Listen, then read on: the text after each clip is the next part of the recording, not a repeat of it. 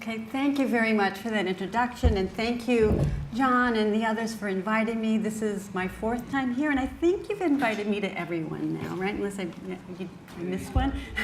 Anyway, and I'm so glad to be back and share with what we've been doing over the past few years. But what I'm going to do is tell you a story. I'm going to tell you a story of how this idea of lutein and cognition has evolved. So I'm going to go through the timeline.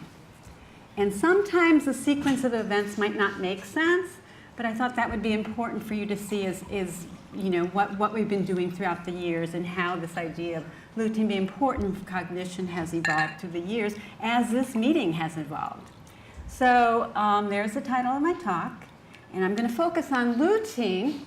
And as we've heard with Torbert's talk, it's not just about lutein. We got our zeaxanthin we think about, our beta-cryptophantin. We heard some talks about beta-carotene. But we're going to talk about the xanthophylls, lutein and zeaxanthin. And for some of you who may not know, we've got all these carotenoids. There's hundreds of them. They're in our brightly colored fruits and vegetables. But these xanthophylls seem to be particular when it comes to the brain. And that was first realized in 2004, so not that long ago, 14 years ago, when Neil Kraft, and this was talked about earlier, he looked at the composition of carotenoids in the human brain and found it was those xanthophylls that are preferentially found in the brain. So that was the first hint that maybe there's something going on with these carotenoids as far as brain function. And then the next year, 2005, there was some epidemiology that was going on. And this was work out of Harvard looking at fruit and vegetable intake and cognitive decline in aging women. And so what they found is that women who consumed the most green leafy vegetables also experienced slower decline in cognitive function than those women consuming the least amount. So there is a hint, but green leafy vegetables is not just about lutein. There's vitamin K, there's folate, there's beta-carotene, but it was a hint that something may be going on in our food that might be helping us as far as preserving that cognition. And then a year later, another epidemiologic study coming out of Rush Institute for Healthy Aging, Martha Claire Morris, looked at the same kind of thing, looked at fruit and vegetable intake and age-related cognitive change. They found the same thing, that all types of vegetables except the legumes were inversely associated with cognitive decline. But it was the green leafies that had the highest, those that had the highest consumption, that had the strongest linear correlation with cognition. So again, a hint, but nothing specifically to point to lutein. However, when I think of the green leafies, I think lutein.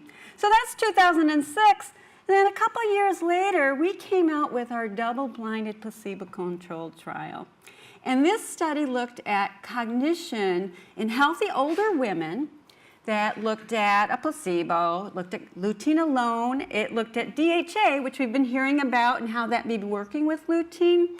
And then it was the combination of the lutein and DHA.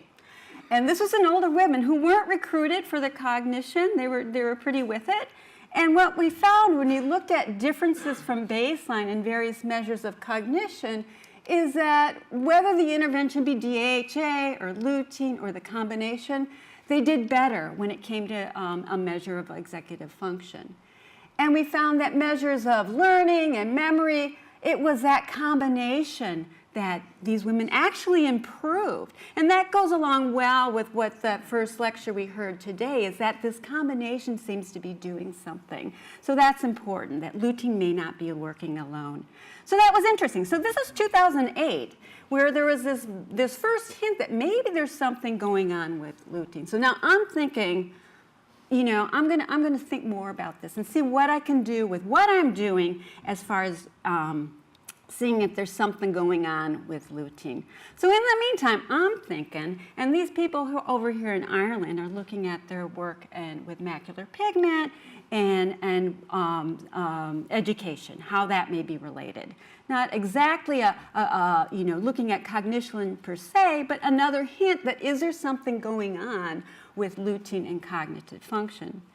And what they found was indeed education was positively associated with macular pigment density. Okay, so now we're up to 2012, where we're finding that maybe there's something going on. So I've been working those 4 years trying to figure this out, if something's going on with lutein. And I had the good fortune of working with these brain samples from the Georgia Centenarian study, which you heard about yesterday when Boo Boo talked about the work that he's been doing looking at these fat-soluble vitamins.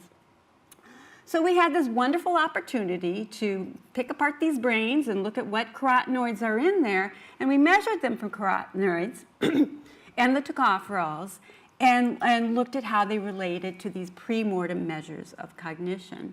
But before I get to that, this is one of my favorite slides, because what this shows us is that indeed, just like in the retina, lutein is preferentially taken up into the brain, and we think that's important.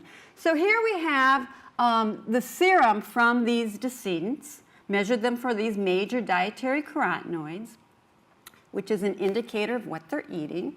And then here we have the brain levels. In orange are the xanthophylls, yellow are the carotenes. And you see that the carotenes, particularly beta-carotene, does very well. These people are eating a lot of beta-carotene, which is pretty typical in the US. Beta-carotene will be your major dietary carotenoid.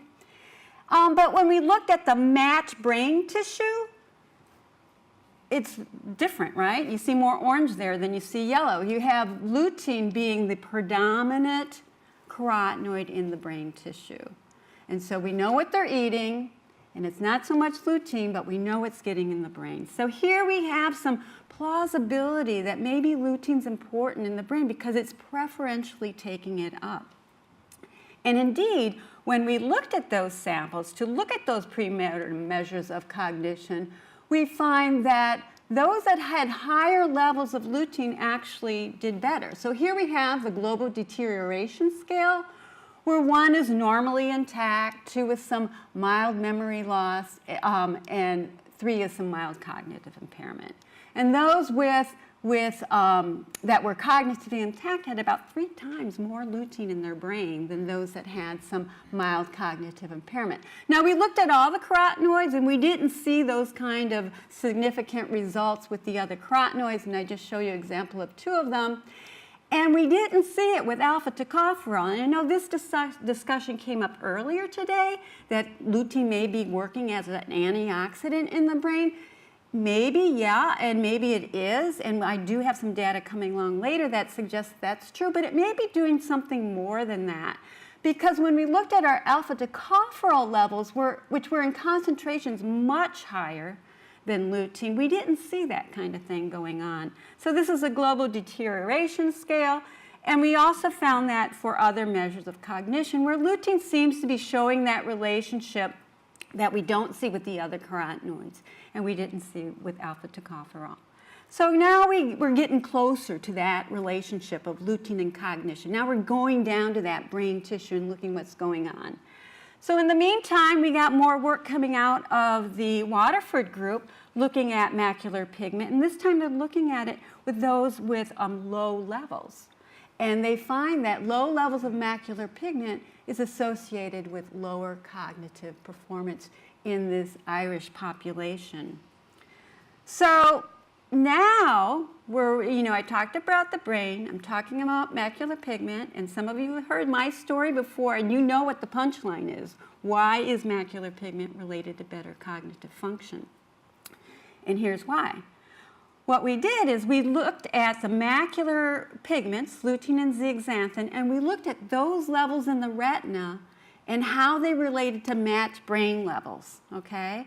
Because we wanted to see is whether or not we can use macular pigment, which we can measure pretty easily. I'm sure almost everyone in this room has had it done or should have had it done on them. And knowing what their macular pigment is, it's kind of like a bragging right, right? I know what mine is, right? And so it's something that's easily done, and we all know that. So this would be great if we had this biomarker of brain tissue using macular pigment. And so we did that in monkeys, and these monkeys we got from Oregon. Martha Nuringer helped us with this study. And indeed, we find that when we looked at the correlations with these macular pigments in brain and retinal tissue, we do get this relationship. So that's what we did in 2013. And the next year, we wanted really to look more what's going on in humans. So we did the same study, except this time we went to a tissue bank and asked for matched retina and brain from the same decedent to look at how well those macular pigments were correlated between these two tissues. And sure enough, look what we found. It was beautiful. It was absolutely beautiful. These decedents were 50 to 80 years old. They're older. And when you get older, you get more biological variability.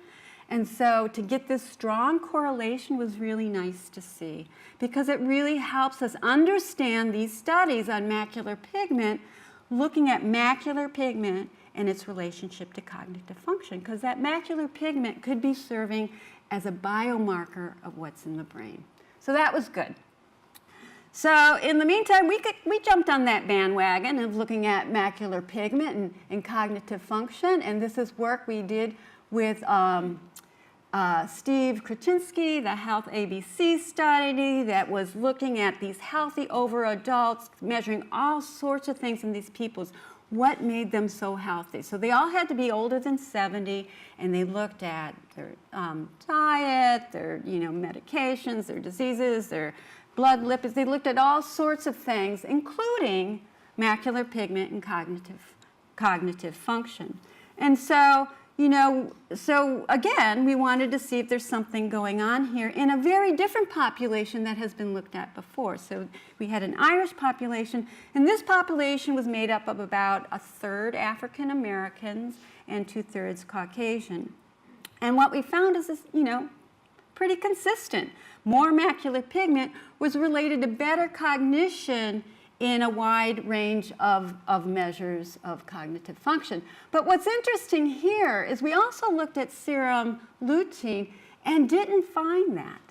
So I think this was pointed out earlier. John made the point yesterday, is why isn't we seeing, this robust relationship with serum and cognition or macular degeneration, where we're seeing it with macular pigment. I think this is really an interesting area of study, is what's going on in the serum to really not see those relationships. And I think it has to do with the transport, which was talked about earlier in yesterday's talk about the role of these lipoproteins and getting lipids into the neural tissue.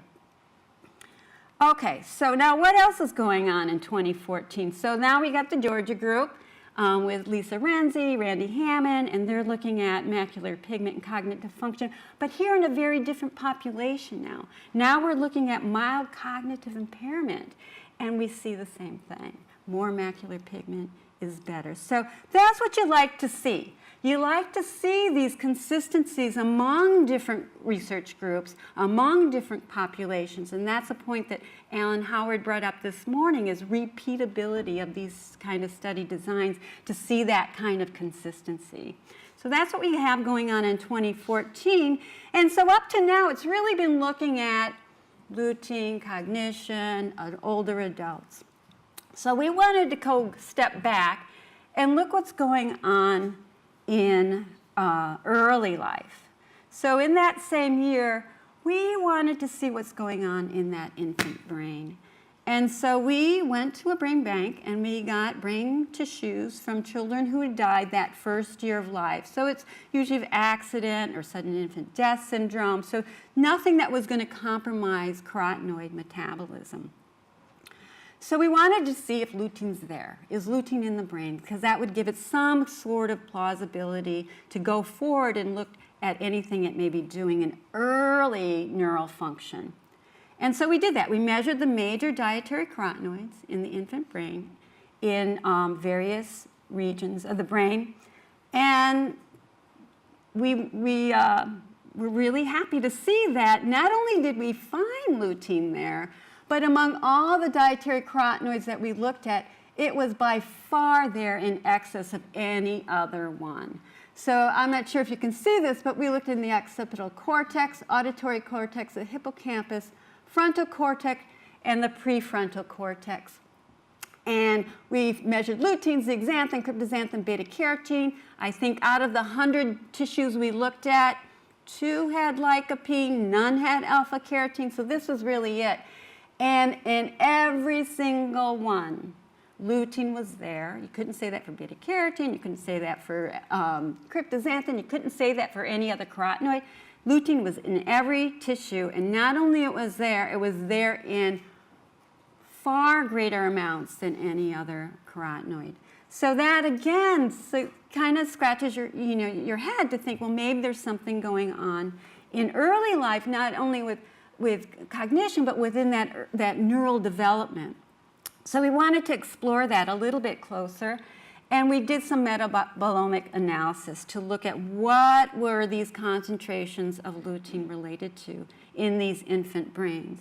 And we found significant relationships with neurotransmitters that you find in brain. And because we had a lot of different kind of data, and I didn't want to spend too much time on any one paper, what we also found it being related to pathways of lipid metabolism and energy metabolism, and some antioxidant pathways as well. So many different important pathways involved in that neural development. So that was, a hint that maybe there is something going on as far as that presence of lutein in the human brain. And nicely, that goes along with this is work by Carol Cheatham and Kelly Shepard looking at lutein in human milk and relationships to infant recognition memory. And some work that's been done by Georg Lietz has found that lutein among the carotenoids you find gets preferentially taken up into breast milk. That sounds pretty important. And so what they found is that when they looked at higher choline levels along with higher lutein levels, that was related to better recognition memory. So now we got our data in the older adults, and now we're looking at early life, and we're seeing some sort of consistency here. So again, just reminding you that some of the sequence of events don't always make sense because I'm really going with the timeline. And so in the next year, we wanted to look at why is it that we see this preferential uptake of lutein in the brain. And it was pointed out earlier, I think John Erdman made this point, is it with metabolism? Is it getting metabolized less? Is it getting taken up into other tissues? Why is it that we see lutein being taken up into the brain preferentially? So I was at a meeting similar like this in Boston talking with Paul Bernstein, and this is exactly what these meetings about. You start talking to figure out, these questions. And I'm talking about this, and I realized that he came out with this STARD3 protein in the retina to help us understand why we find lutein in the retina preferentially taken up. And I said, would you measure my brains for STARD3?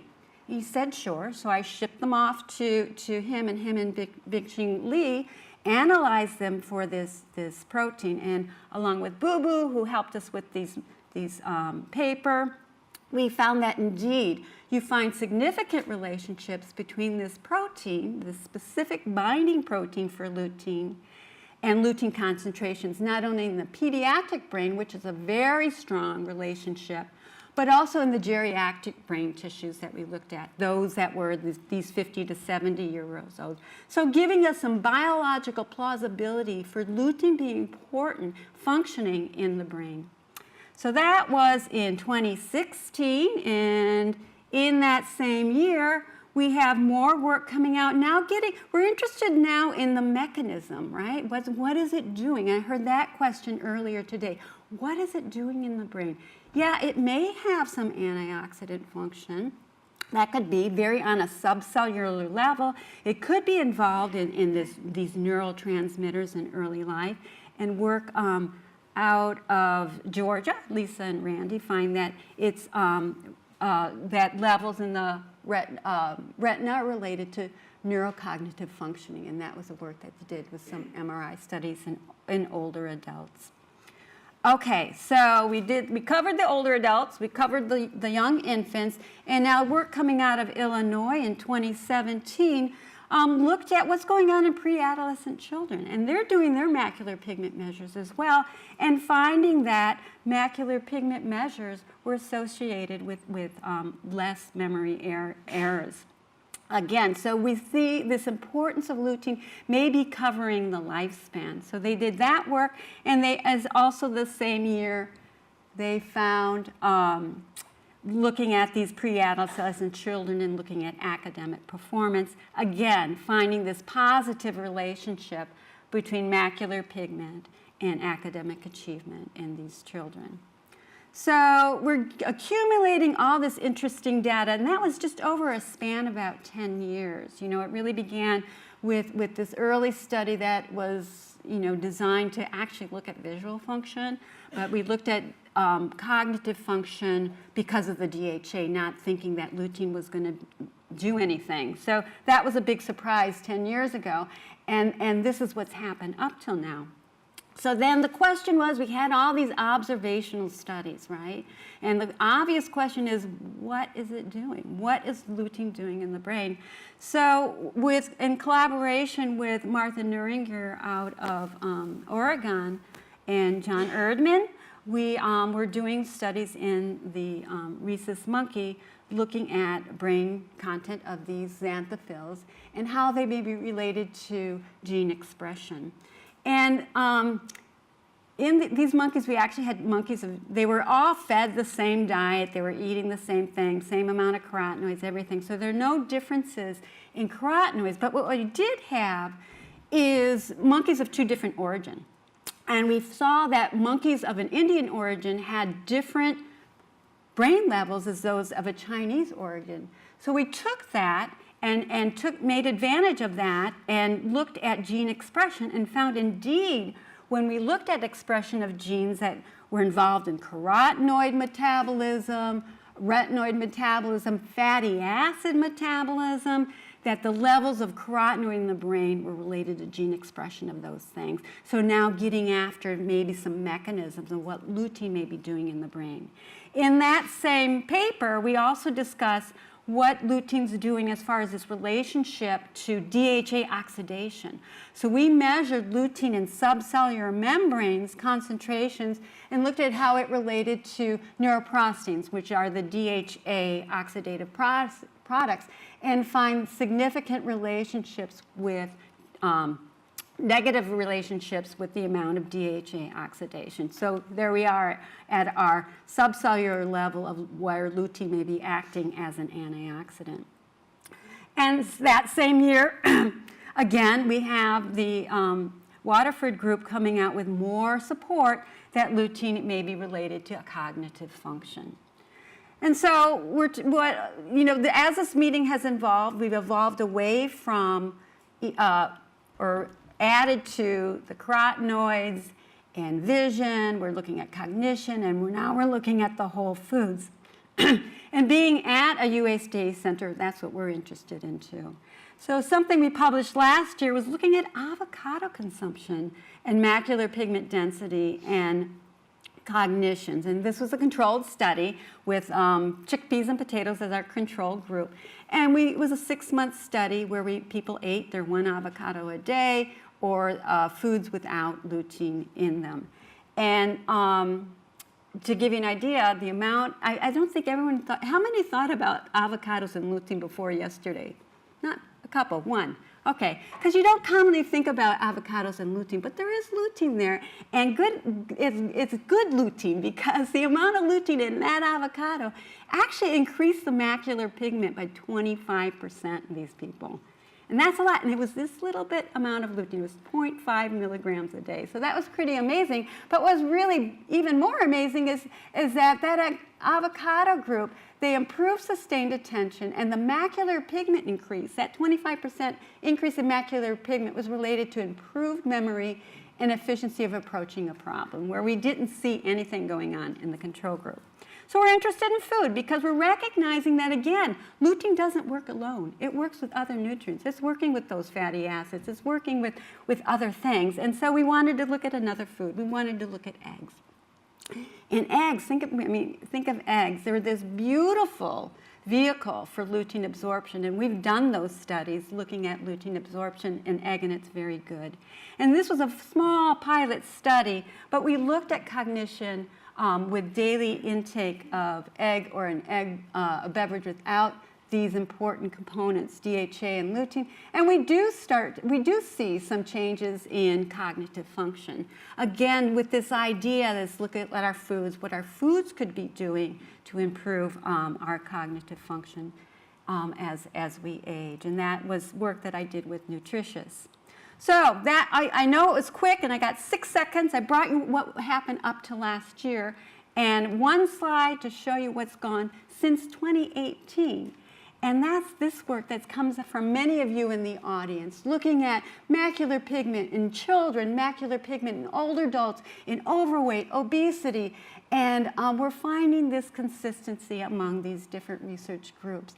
And now we're starting to see these research clinical trials is really where we need to go, is to look at that, because that's where the strength of the evidence is. And we're starting to look at these other nutrients, and Boo talked about this yesterday, how they may be working together to have these dietary patterns that are going to promote cognitive health. So this is my second to last slide, and this is where we are. I started out with Neil Kraft, 2004, and Medline, lutein, macular pigment, cognition, cognitive function, and what I found were 14 papers over those 10 years. And in the last 2 years, I find an equal amount. So it's really a growing, evolving area, and it's exciting.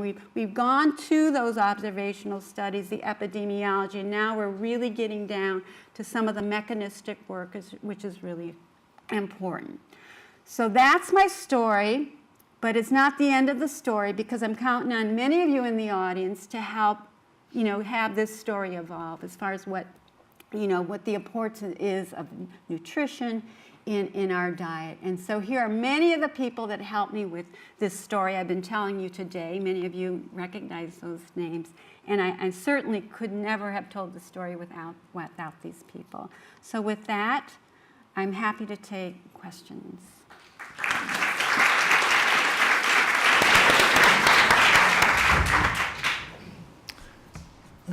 First speaker down there, if we could have the microphone, please. Thank you very much for this great talk and this summary. You showed clearly that lutein is accumulated in the brain. What's the difference to the beta-carotene? Is it just the polarity, or what is your explanation? I think it has to do with, different. Yeah, I think it has to do with polarity. And so I don't have this slide, so if I had another hour, I could go through some of the work we've been doing with lipoproteins. And if you look at the polarity of carotenoids, it goes from lutein to lycopene. And then if you line them up as far as their distribution in the lipoproteins, it's perfect. Lutein is huge in HDL. You go down to lycopene, it's not. So it has to do with polarity. And we've learned how important those lipoproteins are in lipid uptake into neural tissue. So I think that has something to do with that. And we do have some preliminary data to suggest that it's that lutein in the HDL that may be important. So it's kind of crude to look at serum levels. It's really looking at how it's distributed in the serum that may be important. Thank you. Good. Question, microphone here.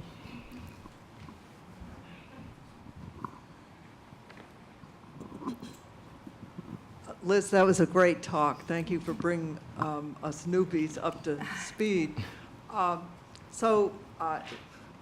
Yesterday I talked about Mueller cells, Mueller glia in the retina being a repository for xanthophyll pigment. Has anyone looked at neural glial differences in the brain, and is that worth looking at now? Because maybe there's some huge glial component, and the glia are really helping the neurons. Not that I know of, but I see these kind of meetings exactly for questions like what you have, because that expertise may be out there to answer those kind of questions. Because the localizations that have been done so far are whole tissue, correct? I mean, they're extractions. Lutein? Yeah, the lutein. No, we looked at it on a subcellular level. We looked in the membrane of nucleus mitochondria, and in the membrane we find only lutein and zeaxanthin. We don't find the other carotenoids. And the rationale for doing that is that's how we thought it may be functioning on that membrane level, whether it's with cell signaling or protecting that membrane with structurally, and we find that it's preferentially taken up into the membrane, and you don't find the keratines there at all. Well, that makes sense to me, but is it possible to separate neural membranes from glial membranes? Oh, yeah, I don't know, Yeah. but that's. Thanks. Thank you so much for taking us through this today. I was wondering, when you show the differential brain regions, the parietal lobe isn't up there. Is that because it hasn't been tested, or the numbers of xanthophylls are negligible within the parietal lobe comparative to the others? So we took what we could get, and so this is what was available to us for both the Georgia centenarian study and the infant brain study. We took whatever they had available, and that's why we did that. But what we did find is you don't see much differences among the levels, whatever region you look at. It's about the same. Okay, thank you. And then just one more. I saw that you looked intraspecial differences between rhesus macaques, but have there been anybody investigating differences between New World versus Old World non-human primates? At the differences of xanthophylls there? I think Trevor would know. Not that I'm aware of. Okay, thank you. And there's a difference between the presence of phobia versus. We can take one other question here, which, So Liz, you brought us up to date. So what do you see happening the next 3 to 5 years in this area, and what do you think should be happening in the next 3 to 5 years? Well, you'll hear more of that tomorrow. I think we should be making recommendations for lutein. I think the data is accumulated for both eye health, and it's getting there for brain health, that we need to let people know about this. For a public health point of view, people need to be eating more of this stuff. And I'd like to see it through foods. I like that. And so let's get that recommendation to bring up those levels of lutein. The epidemiology says we need about 6 milligrams based on AMD risk. US, we're eating about 1 to 2. So there's a gap, and we can fill that gap with food. I mean, a half a cup of spinach, you're good, but people aren't eating a half a cup of spinach. So let's do, like work you're doing, let's put more nutrition in what we're already eating, like corn. So that's what I'd like to see. I would like to see recommendations and more nutrient-dense foods. thank you very much. Look, that'll be good on Friday, because I think the recommendation, I think an understanding of bioavailability is key, and it's good that we've had our bioavailability, bioaccessibility sessions, because as we see, we need to be provided in the right matrix to get it there, right? Yeah. Yeah. Excellent. Thank you very much. Excellent.